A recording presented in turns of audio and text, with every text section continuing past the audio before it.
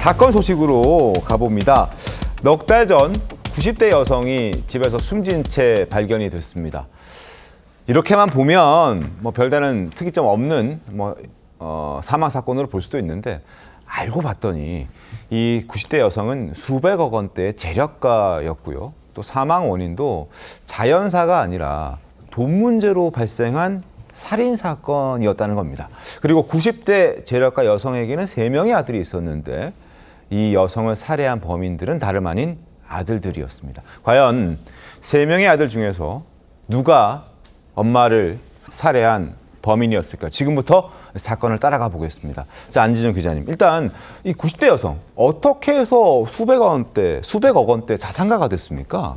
네, 보니까 이미 먼저 사망한 부군 남편이 재력가였고 그걸 또 상속을 받은 것으로 보입니다. 아하. 자, 근데 이 수백억 원대 자산가였던 90대 여성 A 씨가 지난 4월 7일입니다. 서울 서초구 자택에서 숨진 채 발견됐는데 중요한 거 온몸이 멍투성이었다는 겁니다. 멍이 들었었다. 자, 그를 발견한 건 병원에 데려가기 위해서 왔던 셋째 며느리였습니다. 평소에도 셋째 며느리가 이 시어머니를 모시고 병원에 자주 갔었다고 하는데 현장에서 이 숨진 시어머니를 발견했을 때 그곳에는 아주버님, 즉 큰아들과 둘째 아들이 있었습니다. 119 신고 내용은 시어머님이 쓰러져 있다. 그런데 아주버님들이 같이 있다는 내용이었습니다. 당연히 경찰은 두 아들들에게 자초지종을 물었는데 두 사람은 노모가 자해를 해서 벌어진 일이라는 취지로 강조했습니다. 그런데 두 형제, 어머니가 사망한 지 4개월 뒤인 8월 나란히 존속 상해치사 혐의로 기소됐습니다. 자, 셋째 며느리가 집에 갔는데 어머니가 쓰러져 있었고 그 주변에 첫째 아들과 둘째 아들이 있었다. 저희가 AI로 재현한 생성한 영상 저 모습 그대로인데요. 두 아들은 왜 저 자리에 있었을까요? 그리고 왜 셋째 며느리가 오기 전까지 신고하지 않고 있었을까요? 왜 그런 겁니까? 일단 지금 두 아들의 처음 주장으로는 이 어머니가 스스로 자해를 했다 그런 주장을 했었습니다. 근데 사실 그 경찰이 보기에도 이상하죠. 자해를 하든 뭐하든 일단 신고를 해야 되잖아요. 그렇죠. 그런 상황이 발생을 하면은. 그런데 지금 이 90대 여성의 몸에 보니까 지금 멍이 있잖아요. 거기서부터 이제 이 수사기관이 수상하게 여기고 여러 가지 증거를 찾아 나선 겁니다. 지금 그렇게 해서 발견된 증거 중에 하나가 뭐냐면은 수첩에 보면은 이 유산분배와 관련된 그 갈등 내용이 있었고요. 그리고 이제 가족들의 휴대폰을 포렌식을 해보니까 그런 갈등의 양상이 지금 휴대폰의 문자 메시지에도 드러나 있던 거예요. 그 내용이 지금 어떻게 되냐면은 이 지금 90대 A 씨 같은 경우에 상당한 자산가입니다. 남편이 수백억 대 재산을 일궜다 그래요. 그래서 그거를 잘 물려받았고 이 삼형제한테 각각 한 100억 원씩의 건물을 다 지금 서초구 소재한 4~5층짜리 건물을 다 증여를 했다고 합니다. 공평하게 나눠줬네요. 그렇죠. 그런데 또 사실 사람 욕심이 누가 덜 받았냐 덜 받았냐 이거를 가지고 갈등이 시작이 된 거예요. 이 지금 큰형하고 둘째가 보기에 셋째가 더 많이 받았다 이거죠. 그러면서 이제 갈등이 시작이 됐고 그러면서 이 수첩에도 이런 재산 다툼과 관련된 갈등이 적혀 있고 이 휴대폰에도 그 갈등의 내역이 담겨 있었던 것이죠. 이 수첩에 뭐도 있었냐면은 어머니를 상대로 소송 내겠다 이런 것도 있었고요. 사건 당일에도 굉장히 시끄럽게 싸운 그런 내역이 있었다고 합니다.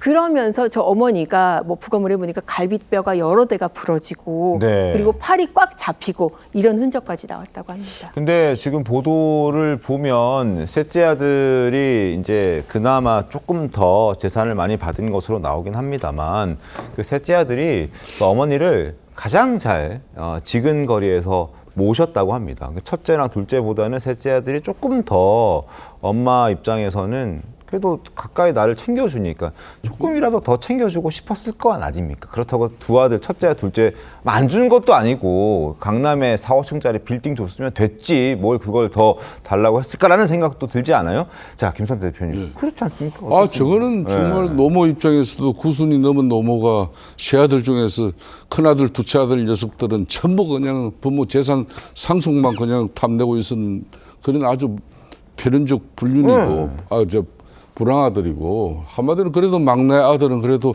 이 혼자 사는 노모 그러니까 맞아요. 건강 걱정해서 그 며느리가 참 효심이 지극한 것 같아요. 그리고 그 며느리가 그래도 저 구순의 노모를 데리고 병원에도 가고 또 맞아요. 뭐 입맛 떨어지면 맛있는 것도 챙겨드리고 네. 그 딸처럼 이렇게 대하니까 당연히 그 막내 아들을 내에게 뭐 배극대 비슷하게 이렇게 사전 상속을 했지만은 막내 아들에게 조금 된 것 같아요. 그러니까 이 카나들 두째 아들이 거기에 앙심을 품고 그럼 그나마 좀 더 남은 이제 이 상속 재산들도 이대로 놔두면은 저 막내 아들한테 다 돌아갈 것이다. 네. 그러니까 큰아들 두째 아들이 그냥 노모를 못 살게 괴롭히고 결국 죽음에 이르기까지 한 거 아닙니까? 맞습니다. 저는 참 저런 편인적 행위 자체가 이제 이 친구들은 아마 이 법에 의해 가지고 네. 이게 이제 구속 수감됐기 때문에 이 사람들 법적 결과 나오면은 상속 이제 1푼도 돈 한 푼도 받지 못하는 그런 상황이 될 거예요. 그러니까